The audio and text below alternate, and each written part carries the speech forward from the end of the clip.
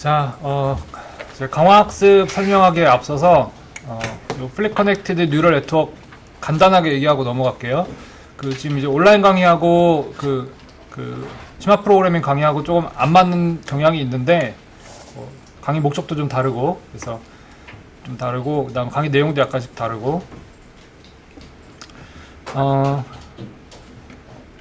일단 여러분들이 방학 때 시간 여유가 있고 좀 더 공부하고 싶다 그러면 요 동영상 보시면 돼요. 요거 제가 온라인 강의는 되게 할 수 있는 한 쉽게 설명해요.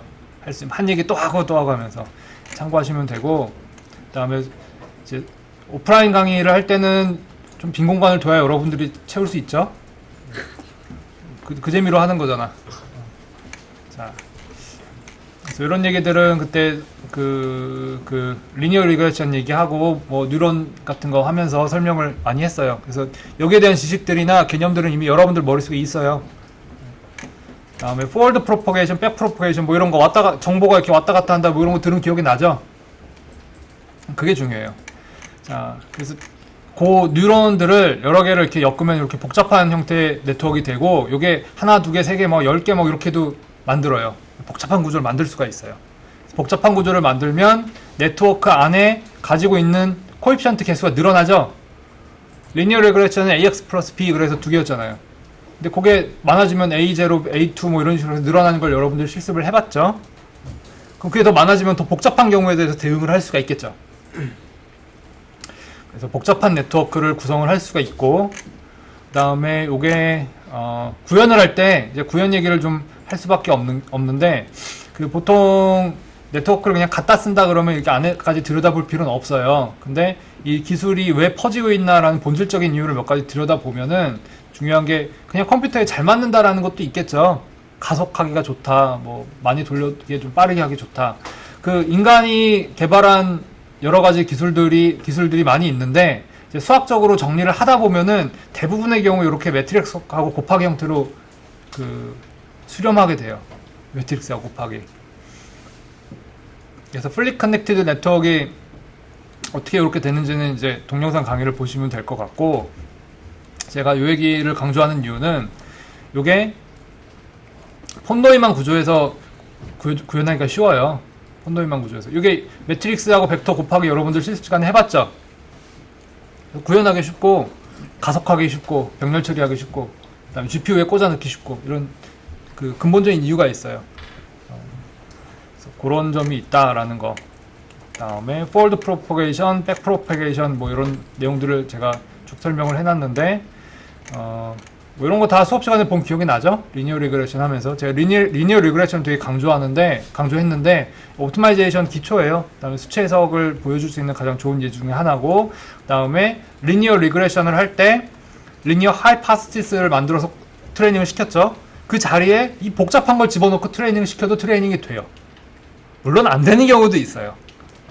어려운 경우가 있을 텐데 안 되는 경우도 있어요. 그때 어떻게 하면 잘 트레이닝 시킬 거냐, 그 다음에 그 가설 자리에 어떤 네트워크를 어떻게 만들어 놓으면 잘 될 거냐, 그런 연구 굉장히 지금 활발하게 진행이 되고 있습니다. 지금 미지의 영역이니까 막 덤벼들어서 하면 신기한 것들이 많이 나오겠죠. 굉장히 액티브하게 돌아가고 재밌어요. 자, 그래서 이런 것들이 있는데 forward 할 때도 매트릭스하고 벡터 곱하기가 되고, backward도 매트릭스하고 벡터 곱하기 형태로 유도가 돼요. 그래서 여러 가지로 구현하기가 편하다. 그 다음에 요거를 구현하는 거에 대해서는 제가 동영상 강의로 막 설명을 해놨는데, 요 강의를 그렇게 할 수밖에 없었던 이유가, 이거 구현하는 과정을 다 타이핑해서 뭐 하는 강의도 인터넷에 있어요. 저도 이제 그거 보고 공부를 했거든요. 막 하다 짜다 막히는 부분이 있으면 찾아보고 그렇게 했는데, 백프로페이션 요런 걸 막 실시간으로 짜고 이건 도저히 못하겠더라고요. 되게 힘들어요. 그래서 코드를 원래 안 좋은 방식인데 어쩔 수 없이 코드를 드리고 그거를 제가 이제 설명을 하는 방식으로 했고, 그 코드 이제 깃허브에 있어요. 그거 참고하시면 되는데, 혹시 내가 이제 방학 때 한번 내가 진짜 도전을 해서 이걸 내가 직접 짜보겠다, 그런 의지가 있으시다면은 여러분이 리니어 리그레션을 이해를 했고, 그 다음에 수업 시간에 뉴런 네트워크 레이어 2개짜리 했었죠. 그거를 이해를 했고, 그 다음에 매트릭스 벡터 곱하기 해봤고, 그 정도 한다면 짤 수 있어요. 짤 수 있어요. 여러분들이 뭐 사전 지식이 부족해서 짜지는 못 짜는 일은 없어요. 그 정도 생각하시면 될 것 같습니다. 대신에 이게 어떻게 사용이 되나 그것만 뭐 간단하게 한번 설명을 하고 넘어갈게요. 자, 리니어 리그레션 기억하죠? 그래서 입력으로 뭘 넣어주면은 내가 원하는 값을 출력하도록 트레이닝을 막 시키는 거였죠. 그리고 예제를 여러 개 사용할 수도 있었죠. 그 리니어 리그레션의 하이파서세스 자리에 그냥 뉴럴 네트워크를 꽂아 넣는 거예요. 너무 단순해서 신기할 수도 있는데 봅시다. x가 입력이 x 인풋이 00일 때 y 출력이 0.3이 나오게 하고 싶다. 이런 거 할 수 있죠. 0.3이 나오게 트레이닝 시키고 싶다. 그럼 입력이 2개고 입력 2개란 얘기거든요. 그 다음에 출력이 하나고 그 다음에 히든 레이어라고 하는데 레이어 그 길이를 얘기하는 거예요.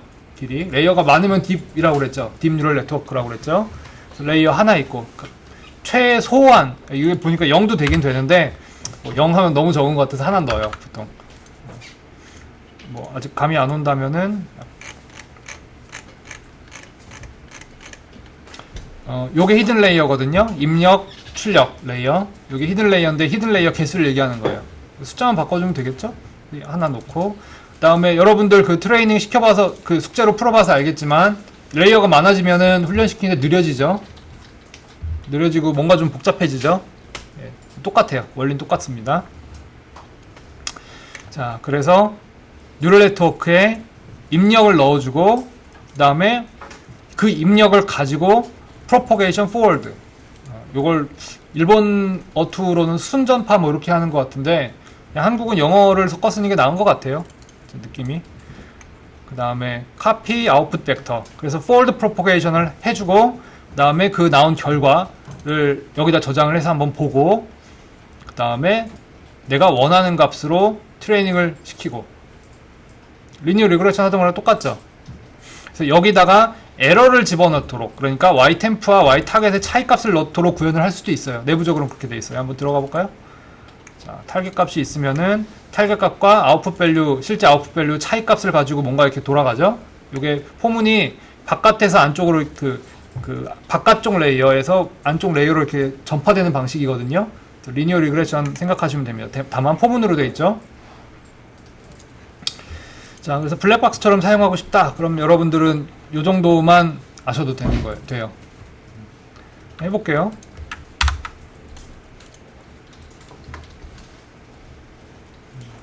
(100번) 돌렸는데 처음에는 그 네트워크를 초기화할 때 랜덤 넘버로 초기화를 했어요. 요게 랜덤 넘버로 초기화하는 경우가 많이 있는데, 그러니까 리니어 리그레션에서는 ax 플러스 b일 때 a하고 b를 랜덤 넘버를 넣는다는 얘기예요. 랜덤 넘버를 넣는 이유가 여러 가지 있고 그 다음에 그 랜덤 넘버를 어떻게 결정하느냐도 논문이 많아요. 뭐 분포를 어떻게 할 거냐 뭐 이런 것들 많은데, 기본적으로는 요게 그 각각의 파라미터들이 대칭되는 것들이 있으면은 그 네트워크를 절반밖에 못 쓰는 게 되겠죠. 그러니까 같은 성격의 네트워크를 두 개를 동시에 돌릴 필요가 없죠. 중복되는 것들. 그래서 대칭성을 깨기 위해서 랜덤 넘버를 많이 넣어요. 그러니까 저도 처음엔 좀 적응을 못했던 게, 수치 시뮬레이션 할 때는 무조건 0 넣고 안정적인 숫자를 넣는 게 일반적인데, 랜덤하게 넣는다는 건 신이 주사위 놀이를 한다는 것처럼 보여갖고 처음에 경악을 했었는데 다 이유가 있더라고요. 자, 그래서 그건 이제 제 입장이고, 자, 리니어 리그레션하고 거의 똑같이 작동하죠. 자, 이그젠플이 지금 하나인데 뭐 시시하니까 하나 더 추가를 해봅시다. 벡터 엔진은 제가 구현한 거고, 그 std 라이브러리 벡터나 뭐 링크드 리스트 뭐 이런 거 써도 돼요. 근데 저는 이제 학생들 공부할 때 편하라고 요거 다 제가 만든 거 지금 넣어놨습니다. 참고하시면 될 거고, 벡터 ndt 이렇게, 템플릿 벡터 nd인데 벡터 nd에 템플릿을 이렇게 넣는 거죠. 그래서 input array 이런 식으로. 그러면 예제를 여러 개 넣을 수 있죠. 두 개만 합시다. 여러 개 하지 말고 이렇게 하고, 다음에 0하고 요 0에 대해서 또 이니셜라이즈 해줘야 되죠. 이것도 2개 해주고, 아이고. 이렇게 해주고,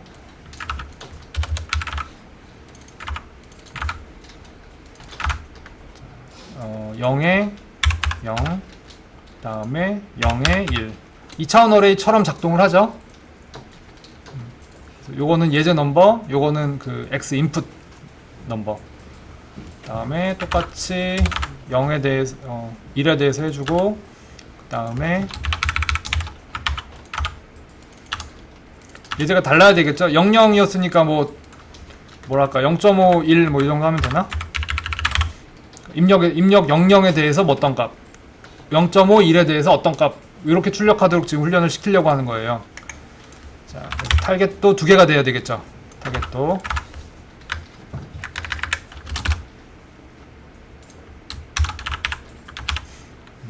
두 개고, 그 다음에 점 이니셜라이즈. 요게 출력을 제가 처음 시작할 때 이제 요 코드는 드릴 거예요. 요 코드는 드릴 거고, 시작하는 예제는 드릴 거고, 입력 2개의 출력을 하나를 낼 수도 있고, 입력 2개의 출력을 2개를 낼 수도 있겠죠? 네트워크 구조가.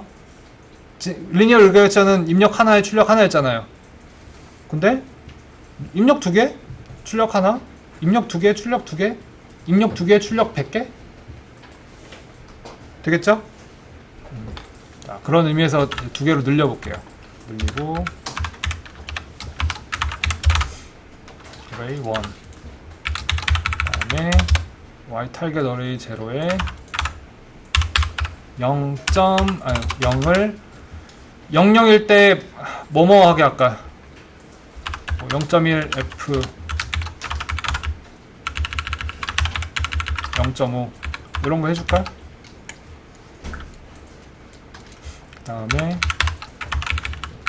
요거는 이렇게 하면은 0.5, 1 넣었을 때 뭐 좀 높은 값 내게 하는 게 우리가 테스트 확인하기 좋겠죠? 0.8, 0.9 뭐 이런 값 넣어줬어요.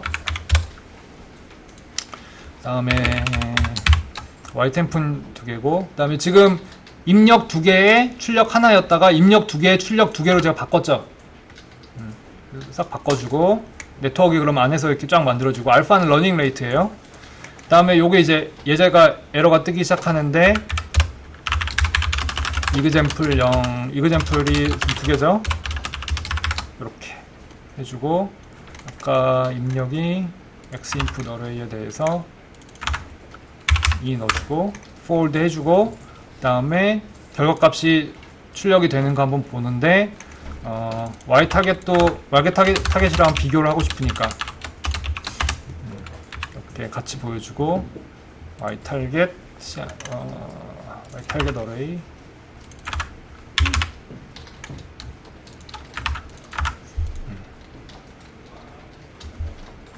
얘가 자, 그래서 이그젬플 2개에 대해서 지금 트레이닝을 시킨 코드로 바꿨죠? 자, 다시 보면은 입력 00에 대해서 0.1, 0.5를 내도록 트레이닝을 시키고, 입력 0.5, 1에 대해서 0.8, 0.9를 내도록 트레이닝을 시키는 거예요.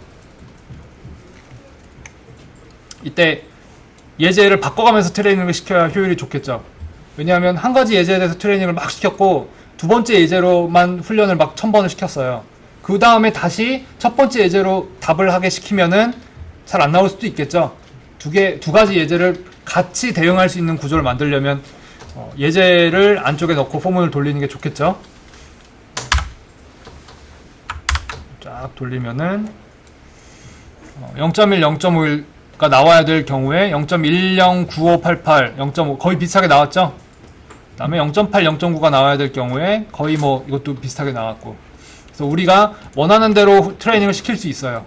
트레이닝을 시킬 수 있고, 자, 우리가 이제 그 이상으로 원하는 거, 기다릴 수 있는 건 뭐냐? 여기에 넣어주지 않은 값을 입력으로 넣어줬을 때 어떻게 할 거냐? 예컨대 00, 0.5, 1.0 사이의 값을 입력으로 넣어주면은 얘가 어떻게 반응할 거냐? 우리가 모든 데이터를 다 테스트해서 할 거면 그냥 if 문으로 걸지, 굳이 트레이닝 필요 없잖아요. 그렇죠? 자, 해봅시다. 그래서 테스트 데이터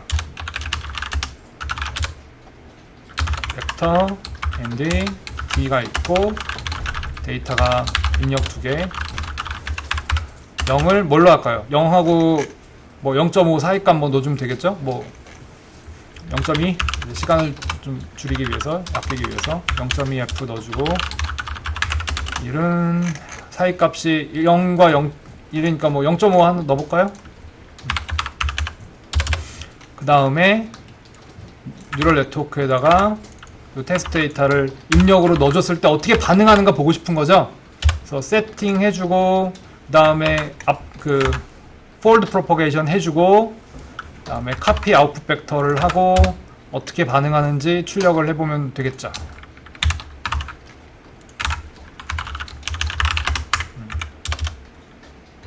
됐네. 자, 해봅시다. 자, 훈련이 끝났죠? 그 다음에 값을 보니까 0.438323, 0.692494 입력이 중간값이니까 출력도 적당한 중간값이 나오는 거죠. 얘는 이걸 추론을 해주는 거예요. 우리가 테스트 시키지 않은 데이터에 대해서도 적당한 값을 이렇게 내주는 거예요. 이게 추론이죠. 인퍼런스. 그래서 간단하게 그 플리 커넥티드 뉴럴 네트워크 사용하는 예제, 그다음에 속성을 이해하는 방법에 대해서 설명을 했습니다.